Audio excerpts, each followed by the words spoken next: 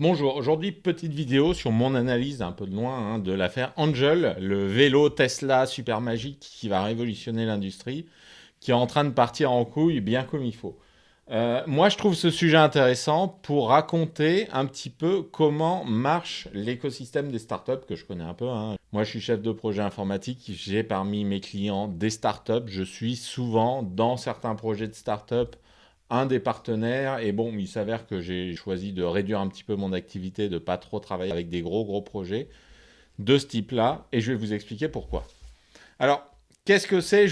Je vous résume un petit peu l'affaire. C'est une start-up française qui a été fondée notamment par Marc Simoncini, le créateur de Mythique. L'objectif, c'était en gros, en tout cas c'est l'argument qui est repris aujourd'hui, de faire le Tesla du vélo et le Tesla français du vélo. Et donc, l'idée, c'était de faire un vélo révolutionnaire qui allait changer le monde du vélo électrique. Il y a eu un partenariat avec le groupe SEB. Et aujourd'hui, il y a une problématique. Et chacun des acteurs essaye de rejeter la responsabilité sur l'autre. Donc, je vais vous expliquer un petit peu ce qui s'en passe et l'avis que j'en ai. Bon, mais sur le fond, déjà, euh, un des premiers éléments qu'on peut en tirer, c'est que on ne crée pas le Tesla français. Souvent, déjà, quand quelqu'un vous dit je vais être le machin du marché truc, ça pue un peu parce que on essaye de copier la recette de quelqu'un d'autre et pas d'inventer sa propre recette. Or, quand on fond une startup, soit on est effectivement dans la copie pure et simple, et dans ce cas-là, il faut lancer une sous-marque de Tesla. Voilà, vous faites la même chose que Tesla à 10 000 euros de moins la bagnole, vous allez cartonner, c'est sûr.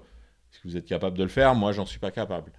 Mais la Tesla du vélo, ça pue. Moi, combien de gens sont venus me voir avec je vais faire le nouveau Facebook, je vais faire le nouveau Le Bon Coin, je vais faire le nouveau. Ouais, vous imaginez pas la quantité de projets comme ça que j'ai eu. Voilà. Si tu m'as présenté un projet comme ça et que tu te reconnais, insulte-moi en commentaire. Déjà, moi, ça m'attire pas confiance dans l'histoire. Bon, si on prend un peu de recul sur le truc, c'était quoi? C'est le marché du vélo électrique. Le marché du vélo électrique existe déjà et il y a déjà plein d'acteurs. Donc la question c'est pas est-ce que je vais faire la nouvelle Tesla du vélo, mais quelle est ma plus-value sur le marché du vélo électrique? Il est connecté. Bon, c'est pareil. Vous imaginez pas ces 10 dernières années la quantité de trucs connectés qu'on m'a proposé, que ce soit en tant que chef de projet ou en tant que business angel. On m'a proposé des projets autour du truc connecté sans arrêt. Et moi, comme je ne veux pas investir dans des startups numériques, ma vie tourne autour des startups numériques. Donc quand j'investis mes surplus, je les investis dans d'autres secteurs d'activité, notamment l'agroalimentaire par exemple. Donc ça m'a assez peu intéressé, mais quand même, je suis bien obligé de lire les messages pour répondre poliment. Et le truc connecté, voilà, les WC connectés, tout ce que vous voulez. En fait, il y a plein de gens qui se sont dit ça va être un plus de faire un truc où tu dois passer par Internet pour tirer la chasse. Je caricature, les WC connectés, on me l'a jamais vraiment proposé, c'est une blague. Mais voilà, quand tu as une action que tu peux faire avec un bouton et que tu as besoin de passer par Internet pour faire cette même action, ça n'apporte pas de plus-value. Quand tu dois passer par Internet pour faire quelque chose qui est impossible autrement, pourquoi pas? Mais là, on parle quand même d'un vélo qui passe par Internet pour vous dire combien de kilomètres vous avez fait. Ce que moi, mon vélo Décathlon que j'ai acheté quand j'avais 15 ans et sur lequel j'ai mis un capteur qui comptait les rotations de la roue, il me donnait déjà le nombre de kilomètres que je faisais. Il faut axer sa communication plutôt sur ce que vous faites que disant je suis le X de Y. Oui, non. Pourquoi ton produit à toi va donner une plus-value à un truc en particulier? Donc le truc connecté, et là, on commence à voir fleurir toutes les startups autour de l'IA. Donc pourquoi pas demain le vélo par intelligence artificielle? Donc ça voudra dire quoi le vélo par intelligence artificielle? Je ne sais pas. Un vélo qui se conduit tout seul? Un vélo qui vous donne le meilleur itinéraire? Oui, bon, sinon vous avez un GPS, vous mettez votre téléphone avec le statut sur le cadre, et puis voilà quoi. Euh, tout simplement. Donc voilà, le vélo connecté. Bon, fabriqué en France. Très bien, moi je suis pour l'industrie française. Je suis chauvin. Voilà. Mais c'est pas suffisant pour en faire un vélo qui marche.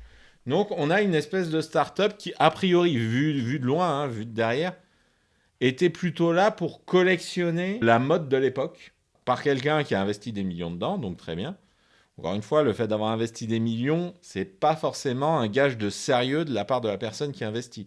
Si une personne qui investit 3 millions, si 3 millions c'est 1% de son patrimoine, elle investit rien, elle s'amuse. Une personne qui investit 3 millions, si 3 millions c'est 100% de son patrimoine, alors oui, elle va se donner corps et âme à son projet. Bon, Marc Simoncini, je connais pas bien son CV, mais a priori c'est quelqu'un qui avait déjà des gros moyens. C'était pas forcément évident que c'était son projet unique de vie sur le long terme. A priori, cette personne a plusieurs activités. Mais bon, après, ça veut pas forcément dire que la chose ne va pas marcher. Bah, aujourd'hui, la boîte fait faillite. Elle utilise comme prétexte pour sa faillite le fait que son premier lot de vélo est un cadre défaillant et que c'est la faute de son partenaire industriel Seb, et voilà. Ce discours me semble faux, vu de ma lorgnette, encore une fois, il faut prendre toutes les précautions qui s'imposent ici. Moi, je vous donne qu'un avis.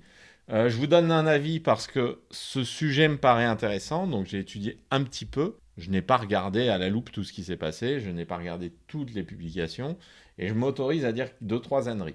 Ce qui me paraît intéressant, c'est surtout quelques conclusions qu'on peut en tirer. Donc, première conclusion, la start-up à la mode, c'est pas forcément une repompée des quelques trucs qui marchent sur le moment, hop, on les met ensemble dans une boîte, et puis paf, on en fait une start-up. Donc vous prenez 50 trucs, vélo, voiture, machine à laver, cocotte minute, etc. Vous prenez les mots-clés à la mode du moment, connecté, IA, made in France, etc. Vous piochez quelques éléments dans chaque boîte et vous avez le nouveau concept, donc la machine à laver connectée par intelligence artificielle. Hop, et vous lancez une start-up. Vélo connecté français, ce n'était pas un marché suffisamment bien identifié. C'est-à-dire, il n'y a pas quelque chose en particulier dans ces mots-clés-là qui me dit oui, on va y aller. On a déjà Peugeot qui fait des vélos électriques. Les vélos Peugeot, c'est quand même quelque chose. Moi, j'en ai dans mon grenier. J'ai roulé sur un vélo Peugeot qui datait des années 70 quand j'étais gamin. Je l'ai pété. J'en suis vraiment désolé parce que c'était du très bon matériel. Et moi, si demain il fallait que j'achète un vélo, j'irais dans une grande marque comme ça. Le vélo électrique connecté, bah oui, les autres vélos ils sont électriques aussi. Connecté, je m'en fous. Donc déjà, dans ma perception du marché à moi, ça me fait pas rêver cette histoire. On a un autre aspect qui me paraît assez significatif du milieu des startups. Dans l'industrie du transport, il y a tout un tas de choses à prendre en compte, il y a tout un tas de process qui existent. Les gens qui fabriquent des vélos électriques, alors je prends Peugeot Cycle, mais il doit y en avoir d'autres, ces gens-là, Decathlon, ils ont leur marque de vélo, etc., etc. Ces gens-là, je pense qu'ils ont l'habitude de tester leur cadre. Ils font souffrir un certain nombre de choses. Typiquement, si votre vélo il résiste à un poids qui est à peu près 2 ou 3 fois le poids normal d'un homme et que les secousses elles sont 2 fois plus fortes que les secousses d'une utilisation normale, on pourrait se dire que c'est un cadre suffisamment solide pour être sur le terrain. Encore une fois, j'y connais rien en vélo. Mais c'est ce que je ferais de mon côté. Et surtout, de mon côté, si demain je devais lancer une marque de vélo, bah, j'irais voir ce que font les autres. J'irais débaucher des experts du vélo qui sont dans l'industrie du vélo. Voire je rachèterais une boîte qui fait déjà du vélo et je la développerais pour en faire mon vélo connecté, je sais pas quoi. Visiblement, c'est pas ce qui a été fait ici. Le cadre n'était pas assez solide et l'entreprise prend la décision de rappeler tous les cadres, sûrement en prévision d'éventuels procès plus tard qui pourraient lui être faits. Ils ont pris la décision de se retourner contre leur partenaire industriel. Angel a l'air d'accuser Seb, d'après la presse, d'avoir été responsable de ce truc-là. Je vais vous lire la réponse de Seb. Alors là, c'est un article de France 3 que je mettrai sûrement en description, si j'y pense. Le groupe se défend auprès de François Bourgogne. Alors je vous lis vite. Le fondateur annonce via les réseaux sociaux qu'il va assigner le groupe bourguignon en justice. Très bien, on lira le procès, si on y pense, dans 2-3 ans, et on aura le fin mot de l'histoire probablement parce que des vrais experts vont pouvoir se pencher sur la question. Moi, je vous en fais juste une petite analyse rapide. Seb dit c'est une aventure qu'on a soutenue depuis le début. Je trouve que Seb a une position très intéressante parce que ça illustre bien la position d'un actionnaire minoritaire dans ce genre d'entreprise. C'est un peu la position dans laquelle moi je suis, à mon échelle évidemment, vis-à-vis de différentes entreprises dans lesquelles je participe. Seb dit, on déplore qu'il charge ses partenaires comme ça. Oui, parce que effectivement, si Seb n'est pas responsable, ça donne une mauvaise image de ce groupe, qui est un groupe industriel qui, à ma connaissance, fait du bon boulot. J'ai des cocottes minutes qui viennent de chez eux, elles m'ont jamais explosé à la gueule. Voilà, donc a priori, ils savent faire des choses qui résistent à la pression. Bon, dire ce sont pas moi, ce sont les autres, c'est dommage. Chacun devrait regarder ses responsabilités. Donc là, sans trop le dire explicitement, Seb pense que le truc a été mal conçu. Bon, très bien. On nous avait dit que 20 000 vélos seraient vendus par an. Aujourd'hui, seulement 5 000 ont été vendus sur 5 ans. Et ça, c'est super intéressant. Parce que Seb est rentré sur base d'une analyse du marché qui était à côté de la plaque. Et ça, c'est très fréquent. Les analyses de marché des startups, ce ne sont pas des analyses de marché qui sont conçues pour être la vérité. Ce sont des analyses de marché qui sont conçues pour convaincre les investisseurs d'investir chez eux. Et Seb est rentré comme investisseur, ils ont pris des parts de capital. Et ils se sont dit, si ça marche, on va fabriquer plein de vélos dans notre usine et ça nous fera un double retour sur investissement. Premièrement, on fabriquera les vélos, donc c'est positif pour nous parce que ça nous fera des commandes. Et deuxièmement, on récupérera de la valorisation parce que l'entreprise va prendre de la valeur et soit on touchera des dividendes, soit on gagnera en revendant nos parts, et donc on gagne sur les deux tableaux. Et c'est un très bon calcul de la part de Seb, et ils ont eu raison de faire ça. J'espère que leur survie n'est pas en jeu, mais a priori, ils ont mis quelques millions, ils ont eu des commandes, ils l'ont risqué dans leur stratégie d'investissement, c'est peut-être un petit bout de leur stratégie d'investissement, et s'ils font ça sur 3 ou 4 startups différentes, et qu'il y en a une qui marche très bien, peut-être qu'ils vont récupérer les billes qu'ils ont perdues dans Angel.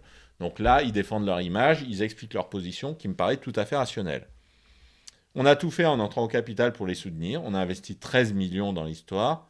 Dire que Seb ne veut pas les sauver, c'est un peu dommage. C'est une aventure qu'on a soutenue du début à la fin, qui a 380 000 vélos électriques vendus.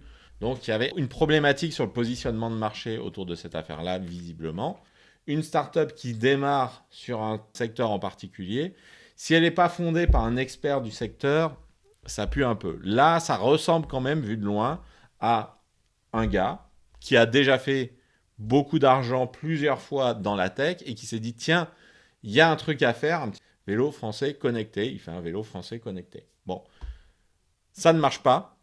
Il se plante comme peut se planter beaucoup de gens. L'étude de marché est pas bonne. Le produit est pas bon. Il n'est pas au bon prix. Voilà. Et après, il rejette la responsabilité sur les autres parce que comme lui, il a réussi un certain nombre de fois, c'est forcément de la faute des autres.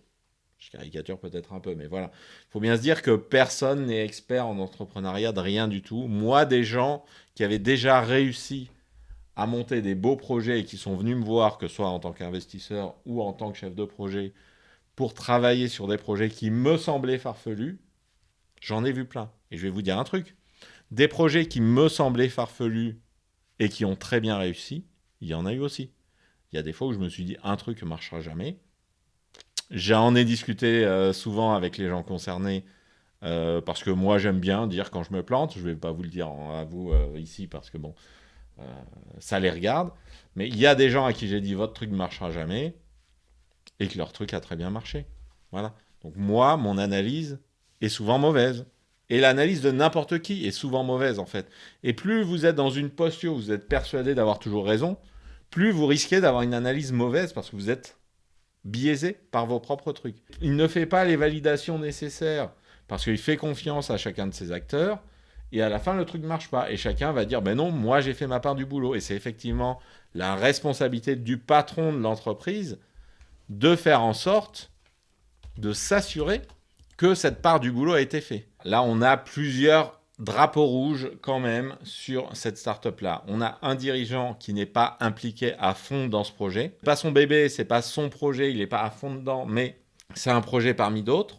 Il a délégué des parties à différents acteurs qui sont tous intéressés dans le projet, mais visiblement, il y a un moment où il n'a pas suffisamment fait le boulot. Le fond du projet, c'est quelque chose qui a l'air dans l'air du temps, mais qui n'est pas très différenciant par rapport au marché. Ce n'est pas quelque chose de vraiment novateur, c'est pas quelque chose de révolutionnaire, c'est un vélo électrique parmi d'autres. Le marché, pas sûr. Plusieurs acteurs dedans qui sont tous à moitié impliqués.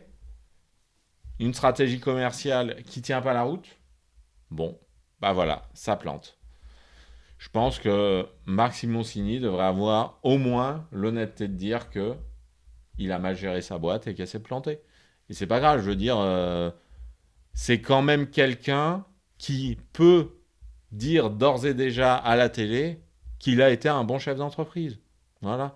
Et même les bons chefs d'entreprise se plantent de temps en temps. Bon, il faudra admettre qu'il s'est planté. Et puis voilà. Et passer à autre chose. Et peut-être que sa prochaine boîte sera super intéressante.